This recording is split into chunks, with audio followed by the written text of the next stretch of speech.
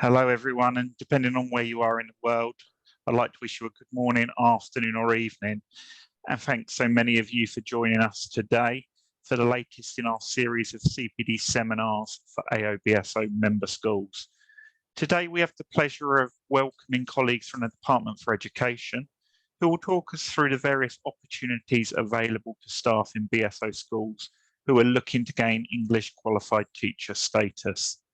Today's session will include information on the new iQTS programme, which is launching in pilot next academic year, the assessment-only route to QTS, and also post-QTS statutory ECT induction.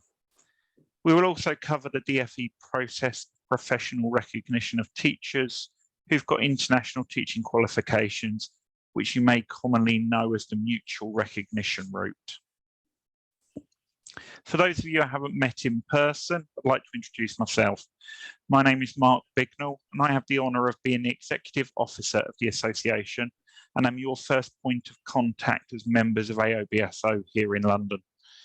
If you do have any queries in relation to AoBSO, our support for members, BSO accreditation or professional development, you can contact me at any time.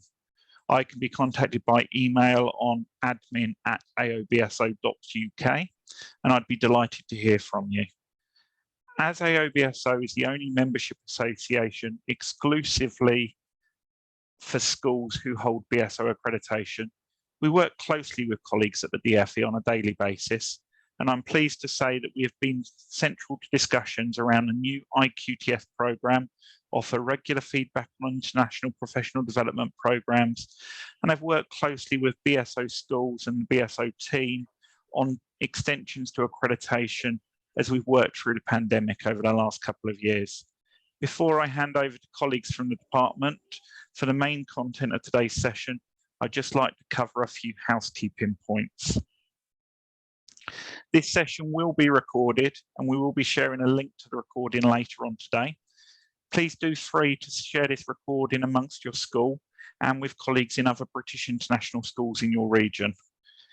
As the content of today and the regulations governing DFE programmes relate to all British international schools, please do feel free to share the recording with aspiring BSO schools or those that are not yet aware of the unique opportunities BSO offers schools and school leaders. Please do remain on mute unless you're presenting. And as we have a number of countries and continents on today's call, please do turn off your cameras to maximise bandwidth for attendees. Finally, please do pop any questions you've got in the chat pod as we go through the session. We do have time for a Q&A at the end of the presentation, and I'll ensure that all questions are answered at the end.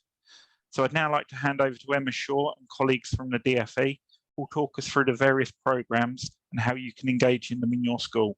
Emma, over to you. Great, thank you, Mark. Hello, everyone. It's great to be here and talk to you about all of the things that we're doing at the DFE. So my name's Emma Shaw. I'm the iQTS policy lead, so I'm going to talk you through that side of things, and I'll ask my colleagues to introduce themselves as it gets to their sections. So in terms of what we're going to cover today, I think Mark's been through it all, but we'll start off with a summary of the routes to QTS internationally. We'll then have a section on iQTS, a bit about what it is and where we are at the moment with the pilot. We've then got the section on assessment only, and then professional recognition service, and finally ECT induction overseas, and then, as Mark says, some time for questions at the end. If you just pop them in the chat as we go, if we can pick them up as they come in and it's relevant, then we will. And if not, then we'll just take them all together at the end, because it might be that we have to answer them across different colleagues, different teams. Next slide, please.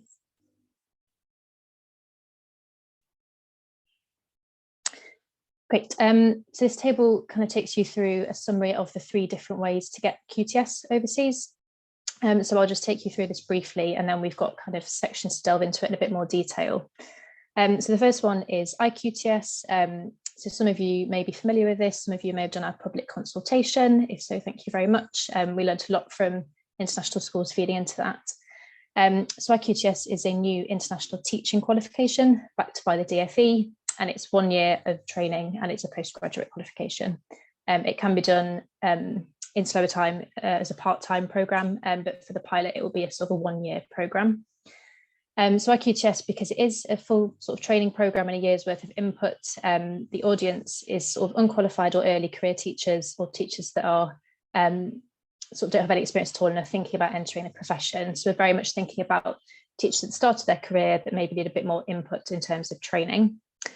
The cost sort of initially is around sort of domestic prices, the prices we have in England for initial teacher training. So that's around 9,000, but it will depend depending on which provider you're looking at. So that's kind of the ballpark figure for the moment, but that will, yeah, sort of change by provider and may change as we go into provider rollout.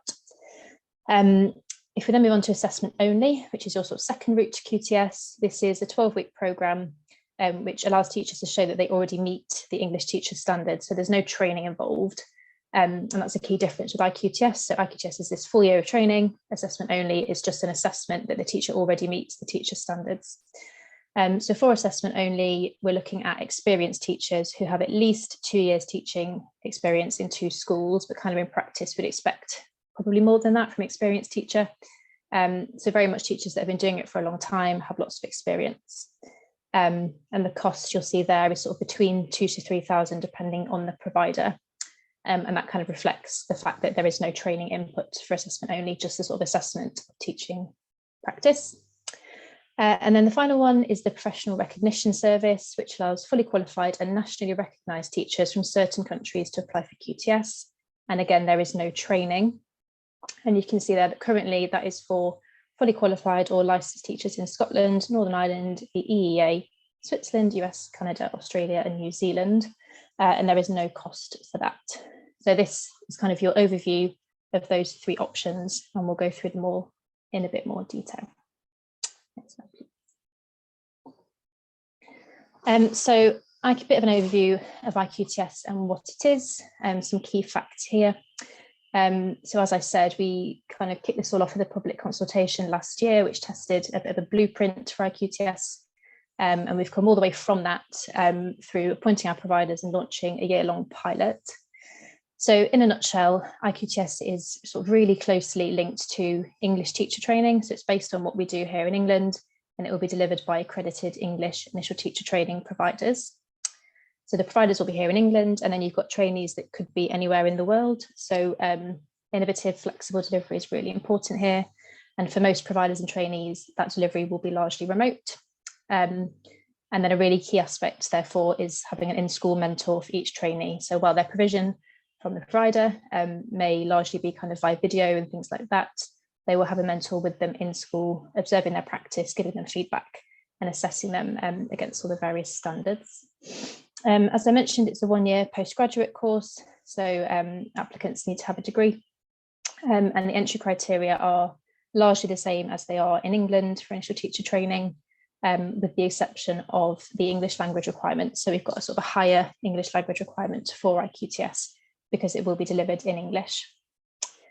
In terms of where the trainees could be, the settings could range from British international schools like yours, all the way through to state schools. So the ambition there is quite wide, although we do think in the initial few years it will be largely in British international schools just because they are kind of the easiest place to start for providers. The iQTS standards and course content, as I said, are really closely aligned to what we do in England, so that it can be sort of sold as, you know, as good as what we do here. But a key part of iQTS is the flexibility to add local or international elements.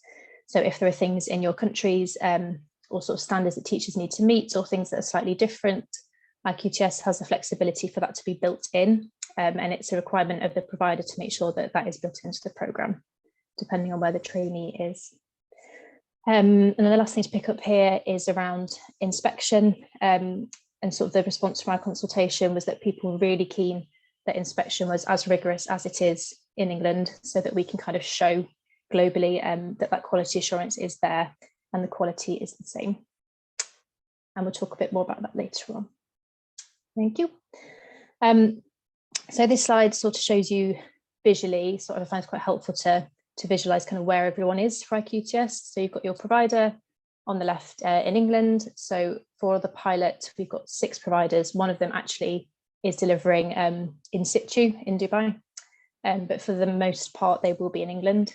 You've then got your iQTS trainee, sort of wherever they may be in the world, with their mentor in their school overseas. So they'll have a year-long programme, and then at the end they'll be assessed against the teacher standards and awarded iQTS, and if they want it, QTS, because as we've said, iQTS will be equivalent to QTS. So if they need that for kind of the school they're in, or if they want to come back to England at some point, then they can also have English QTS. I'm now going to pass you over to Emiona, who's going to talk a bit more about the pilot and what that looks like. Next slide, please. So hi everyone, my name is Emiona Jana, and I'm just going to be taking you through the pilot.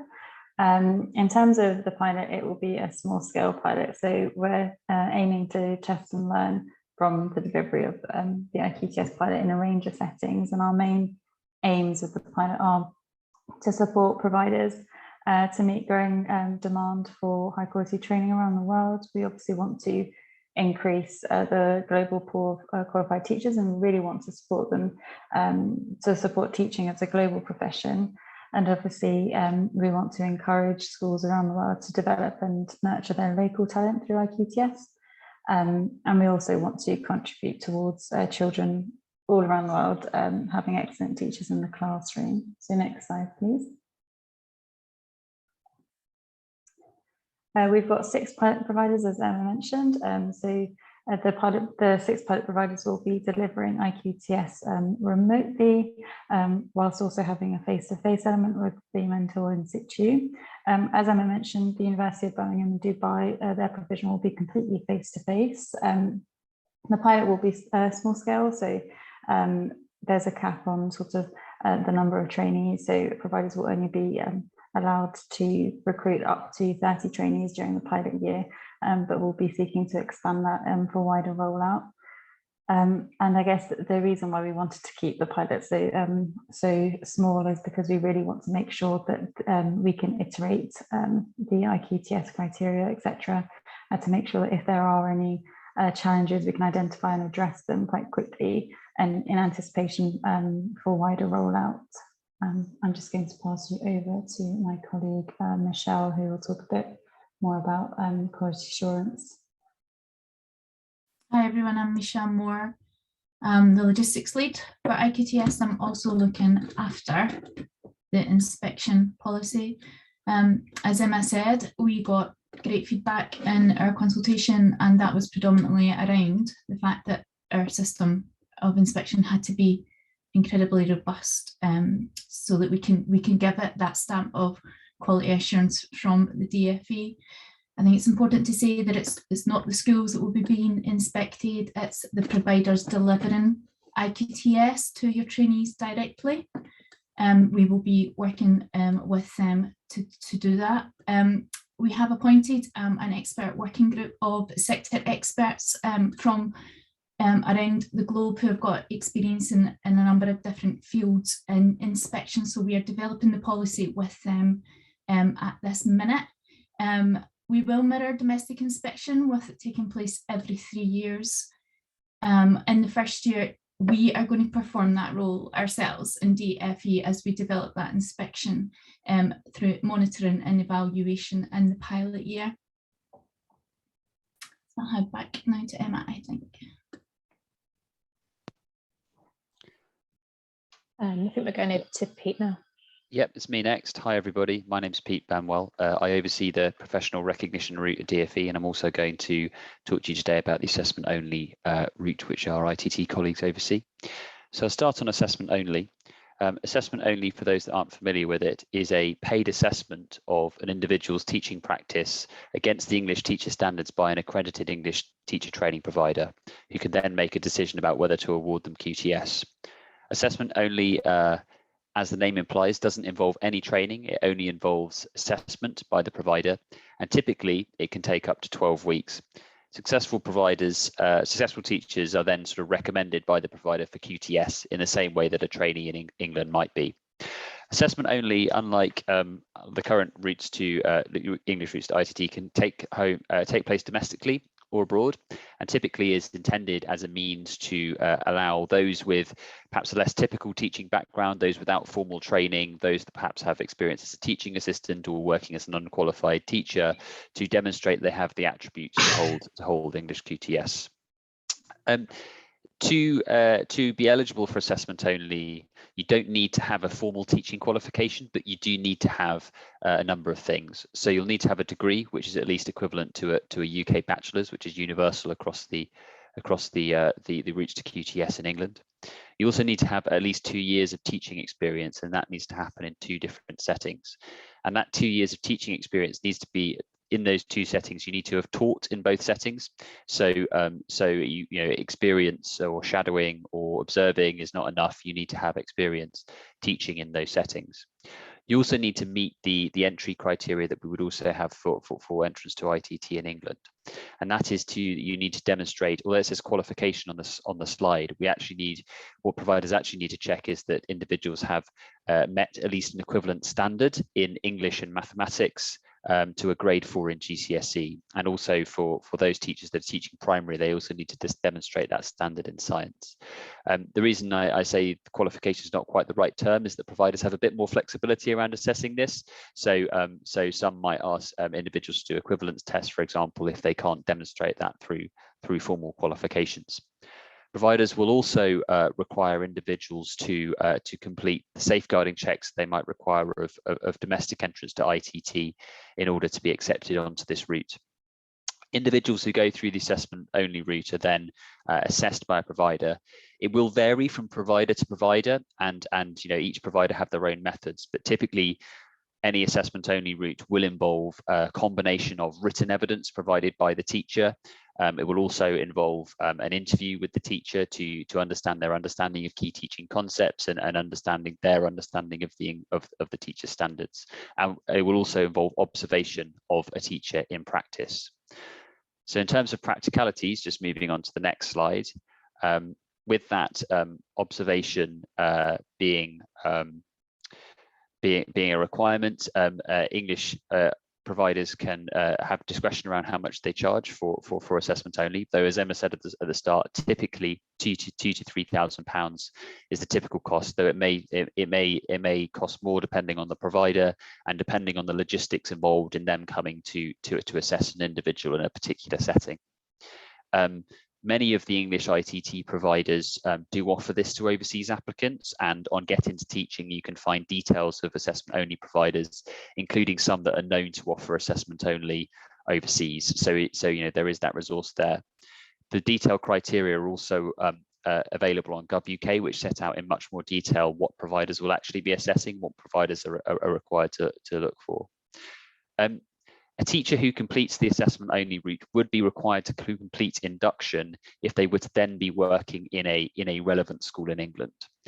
We'll come on to more of this in Hayley's section later, but to explain a bit about that, they will have qualified teacher status after they successfully complete the assessment only route and are awarded QTS. But it's just that they would be required to complete an induction period if they were working in a relevant school in England later down the line. If we could move on to the next slide.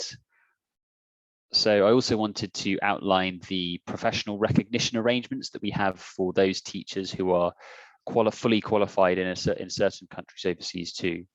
So this may or may not be relevant to teachers in international schools, but we do know there is a great diversity in teachers teaching in international schools around the world. So wanted to make sure that these arrangements were set out too.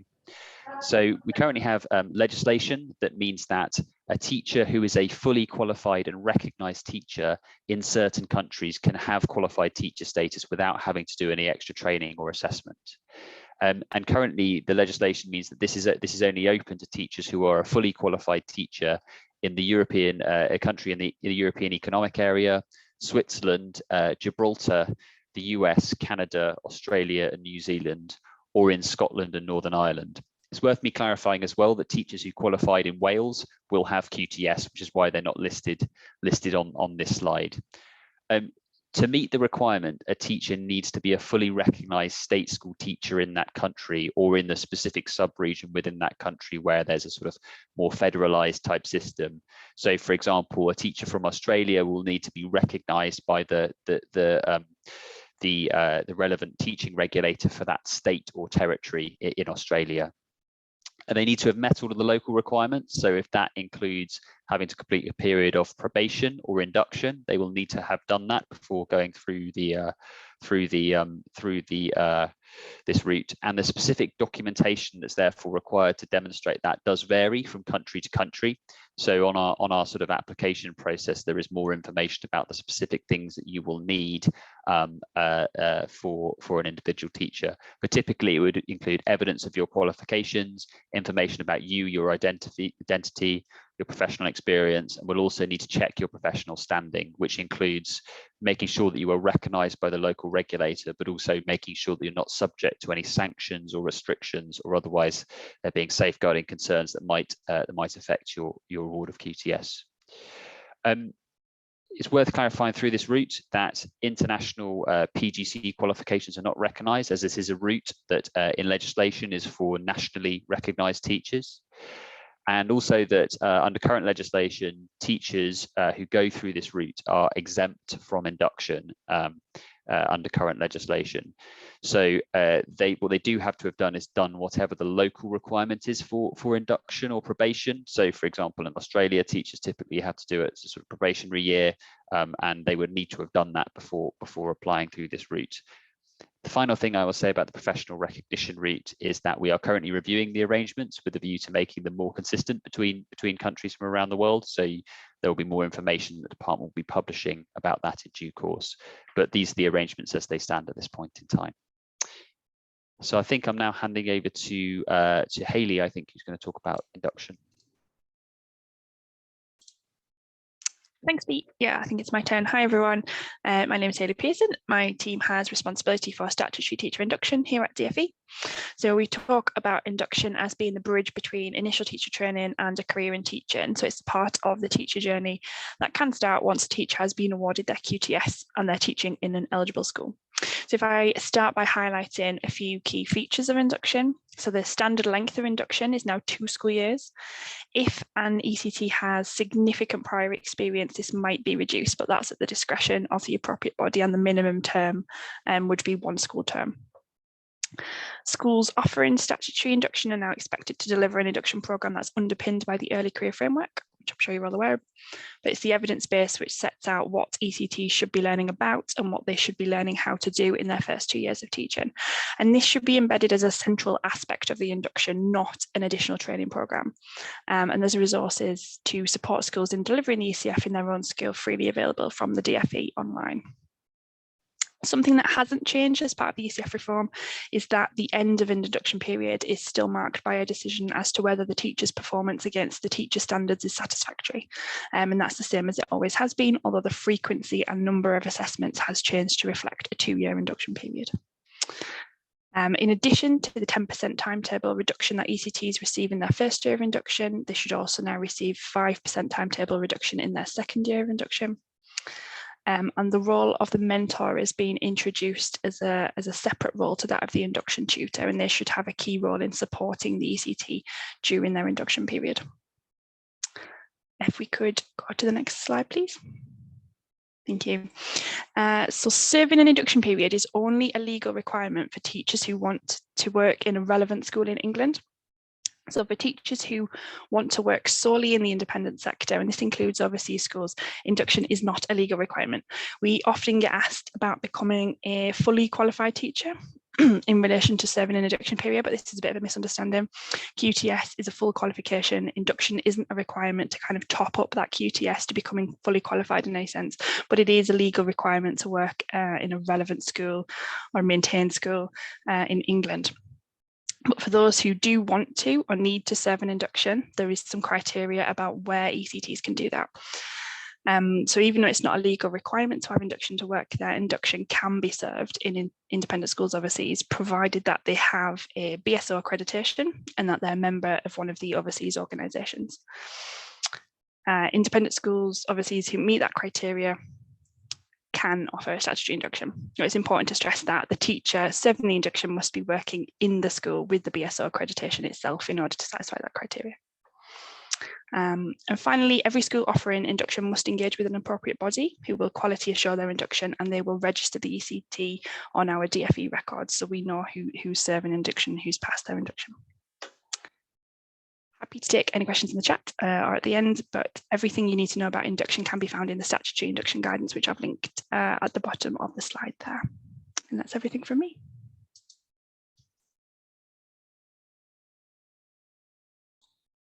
Great. So just the final thing from us is around the user research that we're carrying out at the moment, which basically means that we would just like to talk to people on the ground about our policies and things that we're doing. So that might be kind of certain aspects of the policy. It might be a new web page we designed where we want to kind of test that with users and people on the ground that will be using it. So if you or your school or kind of any of your teachers would be interested in taking part in user research, please get in touch. Our team mailbox is there on the screen.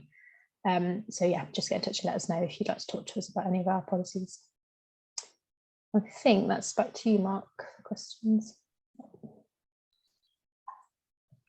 It is, thank you. So thanks for that clear guidance, everyone across your various areas of responsibility. It's very much appreciated. And as I say, this recording will go out to the whole AoBSO membership, so a lot of clarity there. Does anybody have any questions at this point? If so, please do pop them in the chat. And while you're doing so, I do have some questions that have come in from members that were unable to join us. So I'll throw them at each of you as for your various areas. Emma, I think you covered this, but you mentioned 20 to 30 candidates in the pilot of iQTS per provider. Is there any chance that this number will increase? From what you said, I understand the answer will be no. And if so, if somebody does want to be involved ASAP, do they wait for sort of 12 months to apply, or can they apply for a sort of unconditional place for the following academic year? Yep, good question. So yes, it's 20 to 30 per provider, and we've actually already increased that slightly by appointing 6 providers when we were going to do 5 originally. So that's kind of created an additional 30 places. And we want to keep the pilot small so that we can really learn and act quickly if things aren't working, so that we have time to tweak before we roll it out more widely. So the pilot will remain that size, so 180 trainees. Providers, sort of a requirement for them is to recruit from across the world, as we said. So you know, there should be opportunity in lots of different countries for trainees to get involved, but for the pilot, it will be that small. It's worth saying that for wider rollout, so for academic year 2023, sort of the process for adding more providers and sort of more trainees will happen this year. So it won't be kind of a huge wait between applying now and applying sort of later on for next year. So it will mean that, you know, people can't start this September, but they'll be able to apply for next year sort of fairly soon this year. So we're hoping to sort of make the decision on how much more widely to expand the number of providers this summer and sort of appoint them again before the end of the year. So sort of that expansion to wider rollout sort of in a sense is happening this year, in that people will be able to apply this year for wider rollout. And we are planning sort of a phased approach to that. So it won't be kind of a big bang where it's open to sort of all providers. It will be phased, but we'll be increasing the number of providers year on year. And sort of helpful to note that as of sort of the first year post-pilot, there'll be no limit on the number of trainees. So we'll have sort of X number of providers, but they won't have a limit on how many people they can go out and get to join their programs. So hopefully that's helpful. So yes, it's limited kind of initially, but quite quickly that will be expanding. Okay, thanks for that, Emma. And one from a member school in Spain, probably overlaps between your section and Pete's section. IPGCE versus iQTS. What are the main differences, and why should a school look to iQTS as a potential alternative to an existing relationship with an IPGCE provider, sorry, as a number of the pilot providers offer both? Yep, good question. So iQTS is the only training route which results in English QTS at the end of it. So IPGCs don't give you QTS at the end. For some providers, kind of their IPGC offering will be exactly the same as what they do in England, but they just can't award that QTS. They can only do that if they are approved to deliver iQTS. Obviously, there are some brilliant IPGCs out there, and depending on sort of the teacher's experience, that might be the right thing for them to do. But kind of if their end goal is to have QTS and to do that sort of 12-month training program, then iQTS would be the thing for them. You got anything to add to that, Pete? No. No. Great. Okay, thanks. That probably leads on to the question in the chat from Jeffrey, who I think has had to drop off the call because of a bad connection. He says, I wanted to ask if not having a degree is an insurmountable barrier to QTS. I'm inferring there that that's because I've encountered that there are some IPGCEs where you don't need an undergrad. So I know you've put it in the chat, Emma, but just if you can sort of reaffirm the entry requirements are all postgraduate for all DFE programs. Yes, because in England, teaching is a graduate profession, and we're sort of mirroring all of the domestic standards so that it can be equal and we can grant QTS at the end. We've had to mirror kind of all of those entry requirements, which means that you do need a degree to do iQTS. But as I've said, it would be really helpful to get a sense from members on to what extent that is a barrier and how many people that is going to cut out of this, and then we can kind of look at it in a bit more detail. But yeah, that's the position at the moment. And final one that's come in from somebody with apologies who can't join the call has come from a member school in Saudi Arabia. One for you, Pete. Will AO be required to return to in-country assessment post-pandemic at the end of the 12 weeks, or will the DFE continue to consider distance final assessment? The policy to that is, as I said, it very much still in flux as we sort of work out whether how much the extent to which COVID has ended. But I would expect the long-term approach would be that we would expect in-person assessment to be the majority, to be the route to which that's done, in line with what we expect of ITT providers in England, where there have been some easements for COVID. But as things hopefully return more to normal, I would expect that will be reduced, that will be removed, and we're very happy to clarify through you, Mark, as that develops.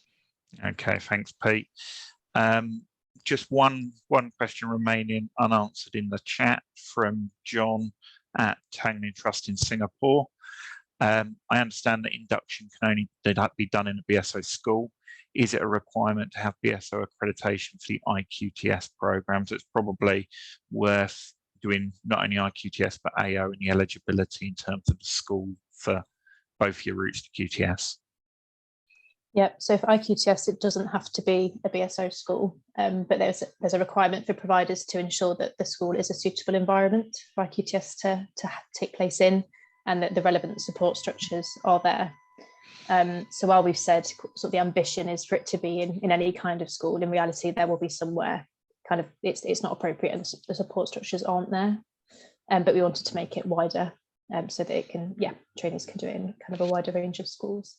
On the AO point, we've had another question on this recently, and again, it doesn't need to be a BSO school for AO. Brilliant, thanks. And just to add from my side, obviously everyone here is BSO accredited. A lot of them engage in induction, but for those of you that are considering iQTS, iQTS graduates, it was on the slide, can apply for English QTS via a route that will be similar to the professional recognition route Pete has outlined, detailed to follow, but anybody that goes through iQTS can gain their English QTS. It's then only the requirement for a BSO school for induction, like Hayley so clearly gave. So that's all of the chat and the pre-submitted questions. Does anybody on the call have any other questions they'd like to add while we've got colleagues from the department here? Can I just add one piece of detail that I forgot to say on assessment only, if that's all right? Yeah, please do, Pete. Just because this question arrived with me from another international school via a different route, I thought it might be a shared interest. So around on assessment only, the nature of the assessment, although it doesn't involve any training, it will focus on the broad phase that the that the teacher is teaching or looking to teach, which is sort of primary, middle and secondary. It's worth clarifying that for the middle phase, as we've had some questions on this from other international schools, for the middle phase, teachers will be assessed against both the standards for primary and also they'll also be assessed with regard to the sort of specific subject they may be teaching in the secondary phase. So as we do get questions on that, I just wanted to clarify that that middle school teachers will be assessed against both the primary and secondary elements, as I know that in an international school, sometimes the scope of what's taught in it, the way that teachers teach in a middle school can be a bit different. So I just wanted to clarify that, as I have been asked a couple of times recently. Thanks, Pete. And Hayley, can I just ask you for an additional point, please, around post-QTS induction and obviously the opportunity for the reduced induction for AO graduates versus the full 2-year induction for iQTS graduates? Yeah, so reduced induction is an option, particularly for those with lots of prior experience, but it will be a decision for the appropriate body to make, depending on each individual circumstance. Yeah, but in addition to that, the fact that iQTS graduates, because it is the equivalent of an ITT program domestically, they will need to serve the full 2-year induction. We've had that in NSA query repeatedly in recent weeks. Yeah, I would expect so, yeah. I suppose only depending on where they're going, it's not a requirement. So if they're going to come to England, then yes, they would need to do it. If it's something they want to do more proactively in a BSO school, for example, then yes, but it's not a requirement of iQTS that you have to go on and do it afterwards. But yeah. That brings up we've got one from Name. Hi there. So to understand the pilot for the iQTS for September 2022, places are limited, not available, and more places will be available in September 2023. Yes, basically that's a good summary. Each provider has up to 30 places. There are 6 providers for the pilot in the 22-23 academic year. Those providers will have extended capacity plus potentially new entrants to deliver post-pilot in 2023-2024. No, so thanks for asking for that clarity. But that brings us to the end of the questions. I was just going to add one more thing on that, Mark, that I just remembered. Go on. So some of our providers, because they're getting a lot of interest, are making the decision that, if candidates meet the bar, and pass the entry criteria, that they're putting them on an unconditional offer for the following year. So, they've kind of got a place for 2023 and they will know that sort of by this summer. So some of them are doing that. So it's worth kind of looking at it this year, even though there are limited places, because you might get a spot for the following year. So just bringing us to an end, I'd like to thank everyone for joining us today and for the clear and accurate information that we've had from our colleagues at the DFE.